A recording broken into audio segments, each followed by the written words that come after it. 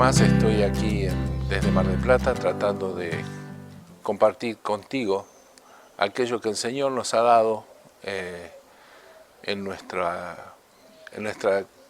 camino de enseñar la palabra de Dios durante tanto tiempo en este ministerio que Dios nos ha permitido llevar adelante. Hoy quiero compartir contigo el cómo probar la profecía, cómo es que la profecía actúa en nuestros tiempos, cómo es que la profecía se debe manejar en el tiempo del Nuevo Testamento, que dice el Señor, sobre todo en este tiempo donde el Señor alerta: mirad que no seáis engañados, mirad que nadie os engañe, porque mucha profecía, muchos falsos profetas están dando vuelta en nuestro tiempo. Cuando enseño esto, lo primero que le digo a las personas es que la profecía no solo está viva, sino que los profetas están vivos, están vigentes, pero que lo peor que le puede pasar a una persona es que un profeta le hable. Y de esto se trata lo que vamos a ver. En el Antiguo Testamento, los receptores, los que recibían la profecía, era principalmente el pueblo de Dios como nación, a través de sus siervos, los profetas y los gobernantes, que eran los pocos que tenían relación con el Espíritu Santo de Dios y tenían revelación del tipo profética. Los individuos, en realidad, si querían consultar a Dios, lo tenían que hacer a través de los videntes o de los profetas, ir a consultarlos y ellos le contaban qué es lo que tenían. Y a las naciones fuera de su pueblo les hablaba solamente a través de los profetas y de los juicios que Dios hacía. En el Nuevo Testamento la cosa ha cambiado fundamentalmente. Ahora los receptores son sus discípulos, con o sin intervención de profetas, la iglesia y el mundo, en una forma directa a través del mensaje de salvación, o una forma más escatológica a través de los profetas, como está pasando en nuestro tiempo. Ahora, ¿qué ha pasado qué ha cambiado del Antiguo al Nuevo Testamento? Yo llamo en el Nuevo Testamento un nuevo tiempo profético, abierto con el Señor en el momento de la transfiguración, anunciado en el momento de la transfiguración, y que es tema de otro estudio, y abierto a partir de la resurrección, de la muerte y resurrección del Señor Jesús. ¿Qué es lo que ha cambiado del Antiguo al Nuevo Testamento? Lo que ha cambiado es nuestra condición frente a Dios. En el Antiguo Testamento, decíamos, solamente unos pocos, los profetas y los gobernantes, tenían el Espíritu Santo morando en forma precaria en ellos, al punto tal que el rey David dice en uno de sus salmos: no quites de mí tu Santo Espíritu, cosa que no puede pasar con nosotros en nuestro tiempo. ¿Por qué? Porque ahora nuestra condición ha cambiado a partir del nuevo nacimiento. Cuando nosotros nacemos nuevamente, cuando nacemos del agua y del Espíritu, como dice el Señor, tenemos en nuestro espíritu una nueva naturaleza. ¿Qué naturaleza? Naturaleza divina, dice la palabra de Dios. Nosotros tenemos la misma naturaleza que el Espíritu Santo de Dios. Tenemos un Espíritu Santo con minúscula, ¿sí?, sin deidad, que se relaciona con un Espíritu Santo en mayúscula, que es Dios. ¿Qué diferencia hace con respecto al Antiguo Testamento? Mire, yo lo voy a ejemplificar con nuestras mascotas, con los perros.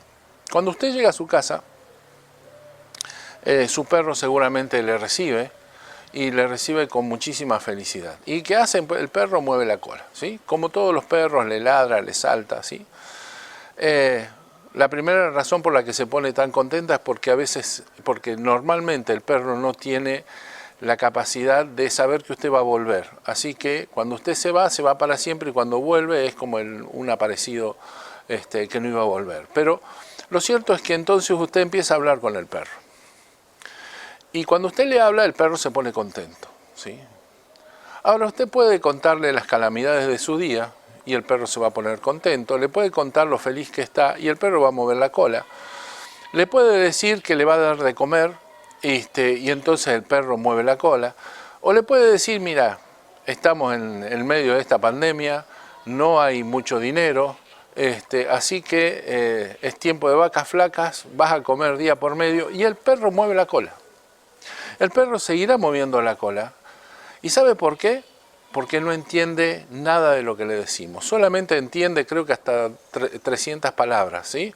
Y si usted lo entrena bien. Si no, entiende muy pocas órdenes. Si usted quiere filosofar, quiere conversar con alguien, no puede conversar con su perro. Tiene que conversar ¿con quién? Con alguien de su misma naturaleza. Lo mismo pasaba en el Antiguo Testamento. Fíjese que cuando Dios le habla a los profetas no es que muevan la cola, pero se ponían contentos como se pone contento su perro, ¿sí? Reciben el mensaje y puede que les sea amargo, puede que les sea dulce, lo que sea, pero fíjense que muy pocos de ellos, en realidad, solo recuerdo a Daniel pidiendo explicación sobre lo que había recibido. Los profetas se quedan conformes con haber recibido el mensaje, no importa la interpretación. No importa si ese mensaje lo entendían o no lo entendían. Solamente estaban contentos, ¿por qué? Porque reconocían la voz de Dios. Porque reconocían que Dios les había hablado. Lo mismo que pasa con su perro. ¿Por qué se pone contento? Porque reconocen la voz de su amo y mueven la cola. Saben que su amo les está hablando, no importa lo que les esté diciendo, no importa si entienden o no entienden. Ahora, ¿qué pasa en el Nuevo Testamento?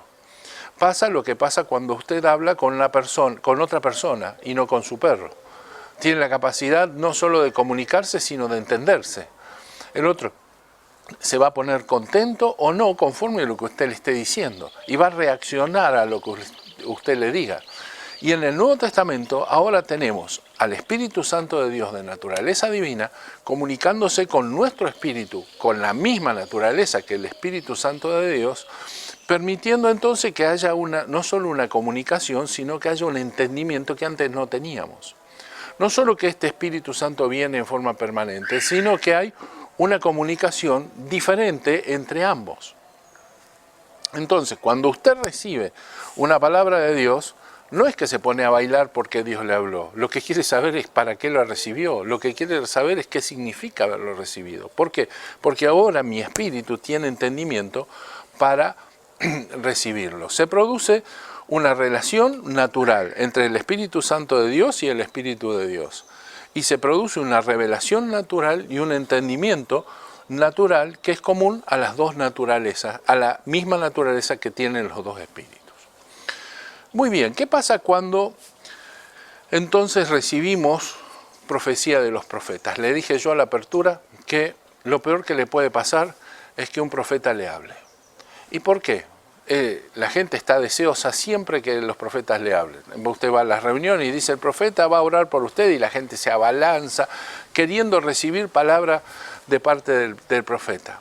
Y yo vuelvo a repetirte, lo peor que te puede pasar es que un profeta te hable. Porque cuando un profeta te habla, lo primero que está revelando es que no fuiste capaz de recibir ese mensaje directamente de parte de Dios. Porque el profeta es una situación de emergencia que Dios tiene para tratar con una persona que normalmente no sabe o no puede o no se dedica a comunicarse con Dios. Porque hoy cualquiera de nosotros está en mejor posición que cualquiera de los profetas del Antiguo Testamento para recibir palabra de Dios.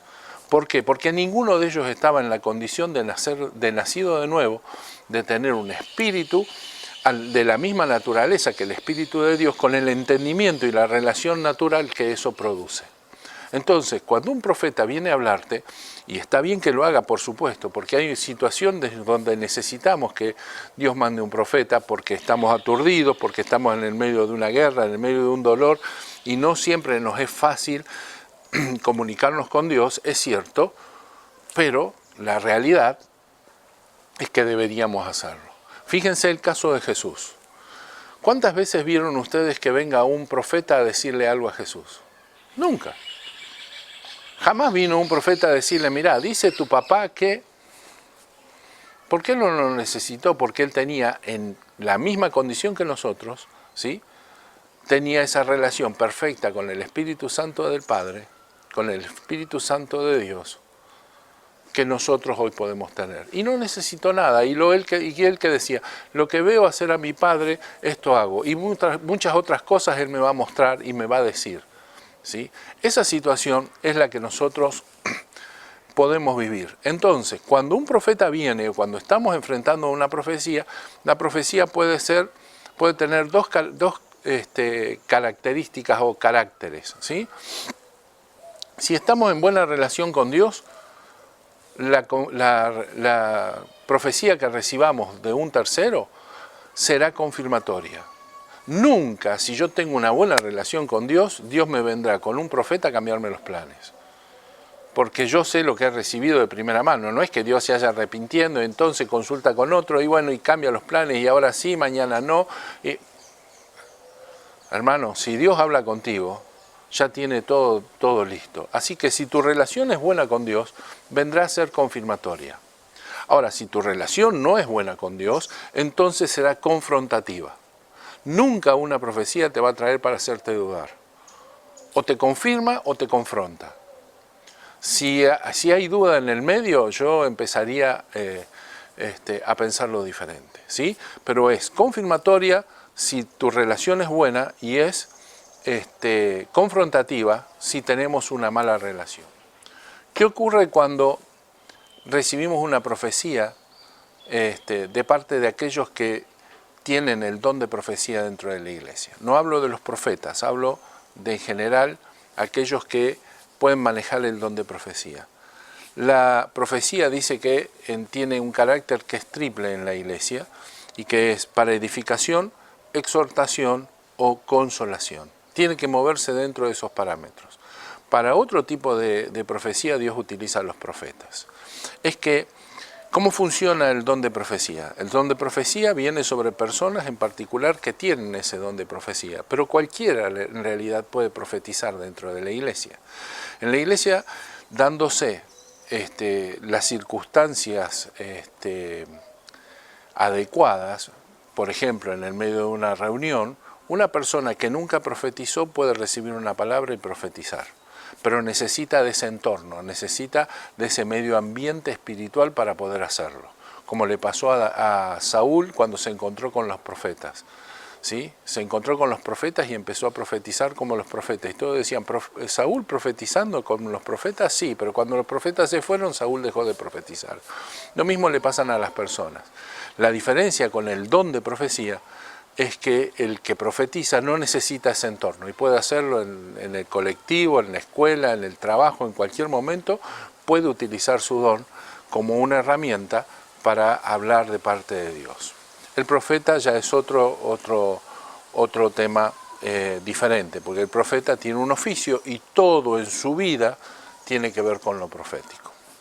Muy bien, pero ahora vamos al meollo del asunto, y es cómo yo debo interpretar o enfrentarme a la profecía que recibo. Porque la primera cosa que quiero que veamos es que hay profecía de parte de Dios y hay falsa profecía. Dice el Señor, en este tiempo recibiréis muchísimos profetas, así que mirad que nadie os engañe. Y falsos profetas. Los falsos profetas son, en realidad, profetas como cualquier otro, pero que tienen o han cambiado sus motivaciones personales, inclinándose a intereses personales porque piensan en sí mismos o porque se han corrompido. Todas estas cosas pueden suceder. La corrupción normalmente viene por las mismas cosas, siempre por las mismas cosas, por el dinero, por el poder o por el sexo, ¿sí? Todas estas cosas hacen que un profeta se pueda corromper y empezar a desviar sus motivaciones y caer entonces en la falsa profecía. La falta de sujeción a Cristo, ¿sí? Ahora dice el Señor, ¿Cómo se prueban todas las cosas? La profecía es bastante sencilla de probar, ¿sí? Y en estos días están siendo probados casi todos los profetas. Porque como han profetizado tanto estos años, llega el momento de que se cumpla. Dice, si la profecía no se cumpla, el tal no habló de parte de Dios. El Señor decía en forma más sencilla y más general, por sus frutos, ¿sí? Las personas, los siervos, los oficios todos y en particular los profetas deben ser probados por sus frutos, ¿sí? No importa que prediquen bonito, no importa que muevan multitudes, lo que hay que probar son los frutos de lo que hacen. Muy bien, entonces vamos al meollo del asunto. ¿Cómo interpreto yo que una palabra viene de parte de Dios? Algunos libros y algunos teólogos dicen que si trae paz a tu corazón, está todo bien. Y a mí me alarma pensar eso, porque eso da vuelta por la gente. Lo he escuchado 1000 veces. Mira, si te trajo paz, ¿y qué significa que te trajo paz? Eso no significa nada. Nuestro corazón, dice la palabra de Dios, que es el peor de los jueces. Dice que es perverso y que no puede justamente ponerse por juez, ¿sí? Así que no podemos juzgar con el corazón las cosas. El corazón lo tenemos que usar de otra manera, pero no para juzgar. No es justamente un elemento de juicio que podamos tener en cuenta. Y como muestra basta un botón. Y recuerdo entonces el momento en que Pablo estaba por ir a Jerusalén y estaban dudando y discutiendo en su equipo ministerial si iban o no iban. Y algunos querían ir, otros no querían ir. Y entonces apareció el profeta y le dijo que iban a ser encarcelados en Jerusalén. No les dijo, si ustedes van a Jerusalén, los van a encarcelar. No, les dijo que iban a ser encarcelados en Jerusalén. Así que no les dejó opción, ellos iban de cabeza a ser prendidos, ¿sí? De cabezas a un problema. ¿Por qué? Porque el profeta se lo había advertido. ¿Ustedes creen que en ese momento cayó una paz que inundó sus almas y se fueron a Jerusalén? Imposible, imposible que les haya inundado la paz. Ellos sabían que iban a un problema, ellos sabían que se iban a meter en la boca del lobo, ¿sí? Que iban derecho a ser prendidos. Entonces, ¿me van a contar que tenían paz en su corazón? Lo que tenían era convicción, lo que tenían era seguridad, pero no han tenido paz en su corazón. Es imposible tener paz, porque no necesariamente, ¿sí? No necesariamente la profecía trae paz. El Señor dice, mirad que nadie os engañe. Y también dice, no se turbe vuestro corazón. No se turbe vuestro corazón, ¿sí? ¿Por qué? Porque Él sabe que en este momento nuestro corazón se va a comportar como se comporta siempre. Entonces no puede ser un elemento de juicio para medir la profecía. Entonces, ¿qué nos quedan? Y afortunadamente, pero lamentablemente, van a ver ustedes, nos quedan solamente dos cosas. En primer lugar, la profecía no puede ser contradictoria con la palabra escrita de Dios. O sea, no puede ir contra la Biblia. No puede decir algo, desdecir algo que Dios dice en la Biblia. No puede recomendarte, por ejemplo, ni robar, ni matar, ni mentir. ¿Por qué? Porque no va con Dios. Nunca Dios te va a mandar a cometer un pecado, ¿sí? Nunca Dios te va a mandar a que pases por alto su ley, ¿sí? Entonces, esa es fácil de ver. Pero ¿y cuando viene de parte de... cuando viene que no contradice la palabra de Dios, entonces es palabra de Dios? Tampoco. ¿Por qué? Fíjense cómo tentó el diablo a Jesús. Cuando lo tentó, no lo tentó con un nuevo evangelio, lo tentó con los versículos bíblicos. Vino con versículos bíblicos y le dijo, mira, pasa esto, pasa lo otro, pasa lo otro. El Señor dijo de ti. Eran palabra de Dios mal aplicada. ¿Cómo entonces nos daremos cuenta? Si va en contra de la palabra de Dios es fácil, pero si va a favor, nos queda una sola cosa para juzgar, y es la convicción que produce en mi espíritu. Y ahí estamos en problemas. ¿Por qué? Y porque tenemos que conocer muy bien la voz de Dios para tener convicción de que es Dios el que me habla. Si en este momento me pasaran el teléfono y me dijeran, mira, tu papá te habla desde Venado Tuerto, yo levanto el teléfono y puedo reconocer perfectamente la voz que está del otro lado. Me pueden poner un imitador que yo me voy a dar cuenta que no es mi papá. Yo lo conozco cuando está ronco, cuando está alegre, cuando está triste, cuando está preocupado. Conozco todas sus voces. ¿Por qué? Y porque llevo 60 años de escuchar su voz. Llevo 60 años de estar en relación con él. Entonces, hable como hable, susurre, grite, lo que sea, yo la voz de él la conozco en todas las situaciones. Es muy difícil que me la puedan cambiar, ¿sí? Ahora, sí, esto mismo pasa con Dios, ¿sí? Si Dios me habla, tengo que poder reconocerlo de la forma que me hable, ¿sí? Ahora, si no paso tiempo con Dios, y esto es el problema de los que no pasan tiempo con Dios, ¿cómo reconocerán la voz de Dios? Son presas fáciles de los falsos profetas. Y entonces cualquier cosa que le suene bonita, cualquier cosa que le suene espectacular, cualquier cosa que le parezca que va de acuerdo a la palabra de Dios, lo puede engañar. Y esto es cosa de todos los días. Así se engañan naciones, así se engañan congregaciones, así se engañan ministerios, así se engañan denominaciones enteras.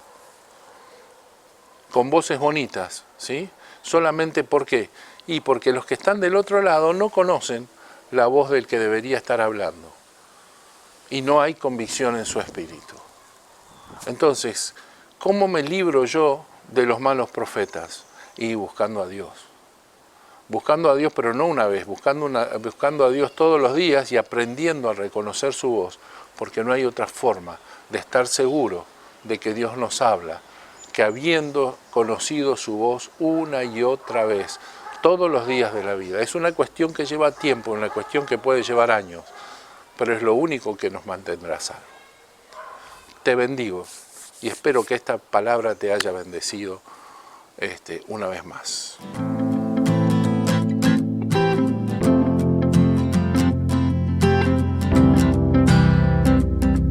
Como siempre, este y otros estudios puedes encontrarlos en nuestro canal de YouTube Bíblicamente o en nuestro podcast ¿Qué hacemos con esto?, que puedes hallar en las plataformas habilitadas como Spotify.